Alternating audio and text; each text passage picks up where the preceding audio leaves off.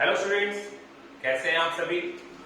आज macro economics की second unit का 6th चैप्टर हम स्टार्ट करने वाले हैं। इससे पहले सेकेंड यूनिट में 5th चैप्टर मनी हम कंप्लीट कर चुके हैं। इसकी वीडियोस मेरे चैनल पे आ चुकी है, आप उसको देख सकते हैं एक एक वीडियो करके और आसानी से समझ सकते हैं। मनी चैप्टर की वीडियो को मैंने 3 पार्ट में बनाया हुआ है।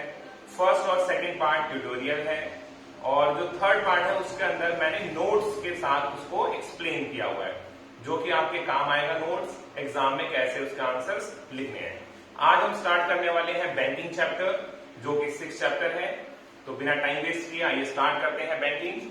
आज बैंकिंग के अंदर हम पढ़ने वाले हैं कमर्शियल बैंक के बारे में, कमर्शियल बैंक के फंक्शंस कैसे कैसे होते हैं, इतना आज हम कवर करेंगे।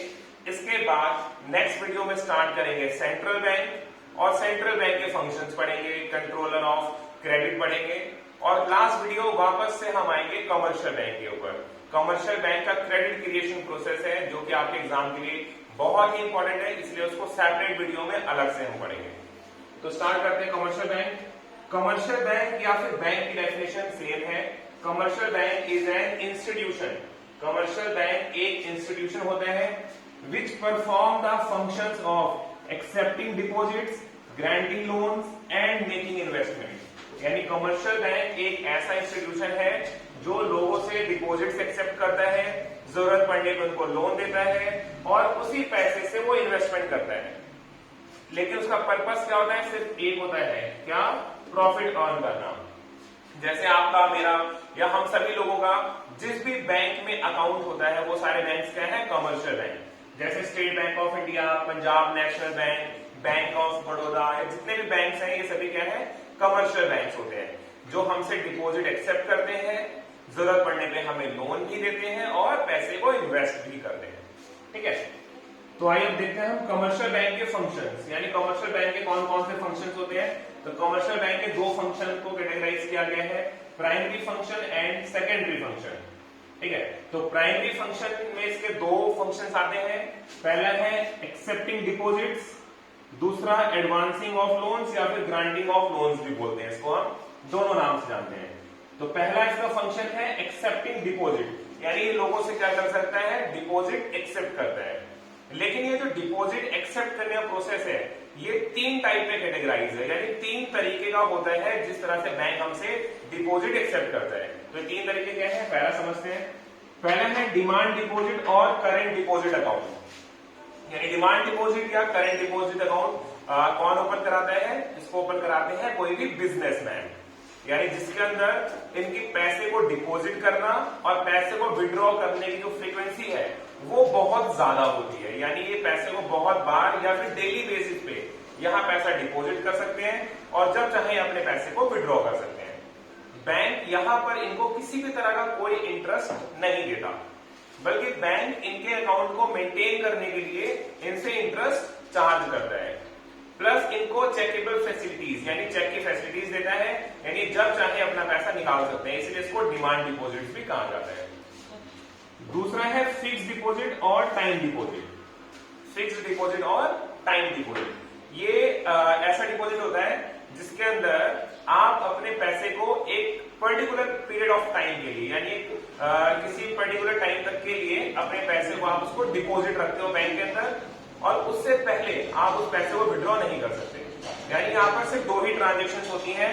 पहला जब आप बैंक के अंदर अपना पैसा डिपॉजिट करते हैं, दूसरा जब आप बैंक से आप पैसा विड्रॉ करते हैं। तो यहाँ पर बैंक आपको इंटरेस्ट काफी हाई देता है, यानी ज्यादा आपको इंटरेस्ट प्रोवाइड कराता है, आपको इंटरेस्ट रेट बहुत ज्यादा मिलता है। ये वैरी करता है आपके टाइम के बेस पे, यानी कि जो आप डिपॉजिट कर रहे हैं वो कितने टाइम पीरियड के लिए। अगर टाइम पीरियड ज्यादा होगा तो आपको ज्यादा इंटरेस्ट रेट मिलेगा और टाइम पीरियड कम होगा तो थोड़ा इंटरेस्ट रेट कम मिलेगा। लेकिन करेंट अकाउंट में तो बिल्कुल भी इंटरेस्ट नहीं मिलता था, तो उसके मुकाबले यहाँ पे इंटरेस्ट आपको काफी ज्यादा मिलेगा। तीसरा है सेविंग डिपॉजिट। सेविंग डिपॉजिट में क्या है? ये करेंट अकाउंट डिपॉजिट और फिक्स डिपॉजिट दोनों का सम है। यानी सेविंग डिपॉजिट ओपन कराते हैं हाउस होल्ड्स, जैसे मैं, आप, हम सभी इसको यहाँ पर क्या करते हैं? सेविंग अकाउंट ओपन कराते हैं। इसके अंदर हम लोग अपने पैसे को डिपॉजिट कर सकते हैं और विड्रॉ कर सकते हैं। लेकिन जो विड्रॉ की लिमिट है यहाँ पे तो अनलिमिटेड है और फिक्स में कितनी होती है? 2 टाइम्स।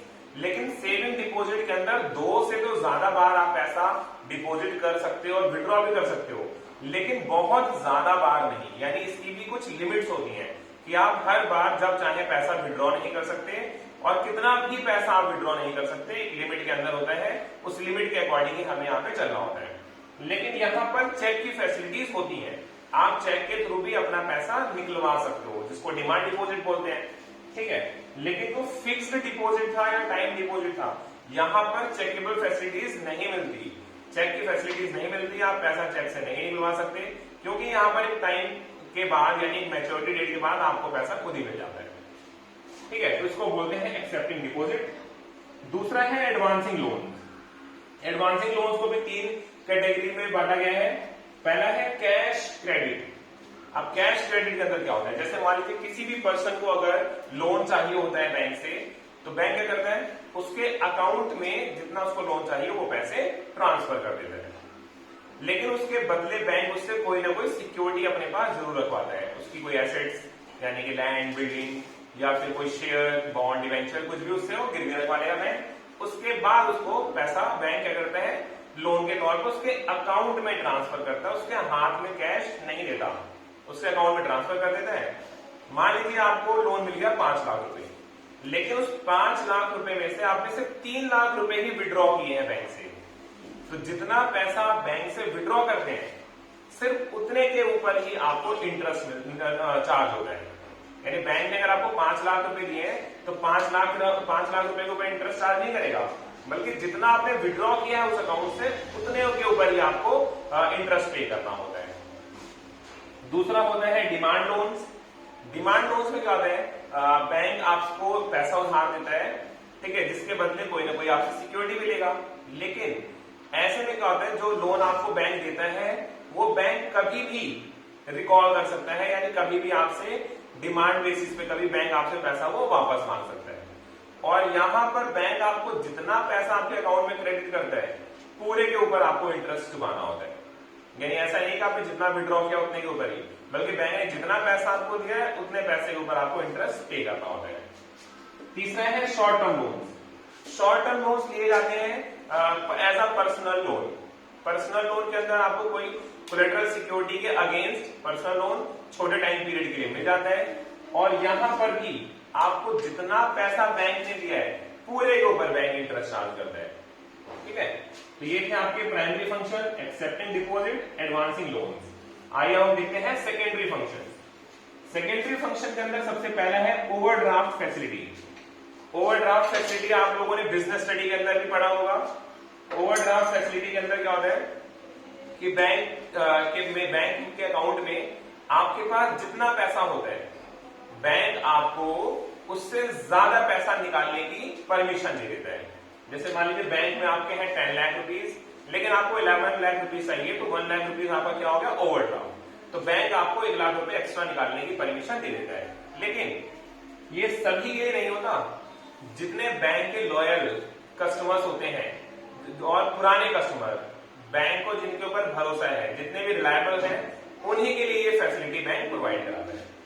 दूसरा है डिस्काउंटिंग बिल ऑफ एक्सचेंज। यानी अगर आपके पास कोई बिल है जिसके अगेंस्ट आपको पेमेंट मिलनी है इन फ्यूचर, लेकिन आपको उस पैसे की अभी नीड है, तो आप बैंक को वो बिल पे करते हो, बैंक अपना कमीशन रख के आपको कुछ पैसे दे देता है। ये आप लोगों ने 11th क्लास में पढ़ा होगा अकाउंट्स के अंदर, बिल ऑफ एक्सचेंज। तो डिस्काउंटिंग का मतलब होता है जो बिल आपके पास होता है, बैंक उसके अगेंस्ट आपको कुछ पेमेंट करता है, लेकिन अपना कमीशन कट करके, और बाद में बैंक उस बिल से थर्ड पार्टी से पैसे रिकवर कर लेता है। फिर सी है इसके अंदर एजेंसी फंक्शन। एजेंसी फंक्शन के अंदर सबसे पहला है ट्रांसफर ऑफ फंड्स। ये तो बहुत ज्यादा ही प्रचलित है, यानी आप लोग इसको देखते होंगे। ट्रांसफर ऑफ फंड्स में आप कहीं भी इस प्रोसेस को देख सकते हैं। अगर आपको इलेक्ट्रिसिटी बिल पे करना है, वाटर बिल पे करना होता है, किसी कंपनी को पैसा देना है, या फिर कोई कंपनी किसी अपने एम्प्लॉय को पैसा देती है, तो ये सभी ट्रांसफर ऑफ फंड्स होता है, क्योंकि यहाँ पर पैसा एक प्लेस से दूसरे प्लेस या फिर एक अकाउंट से दूसरे अकाउंट में ट्रांसफर किया जाता है। यानी आपको पेटीएम, फोन पे, गूगल पे, इससे जहां भी कहीं पेमेंट करते हैं वो एक अकाउंट से दूसरे अकाउंट में पेमेंट वेरी कर दी जाती है। इसको बोलते हैं ट्रांसफर ऑफ फंड्स। दूसरा है collection and payment of various items. यानी बैंक आपके बिहाफ पर आपका इंटरेस्ट कलेक्ट कर सकती है, ठीक है, आपकी डिविडेंड, आपका बोनस, ये सब बैंक आपके बिहाफ पे कलेक्ट कर सकती है और आपके लिए आपकी इंश्योरेंस, प्रीमियम, इन सब की पेमेंट भी करती है।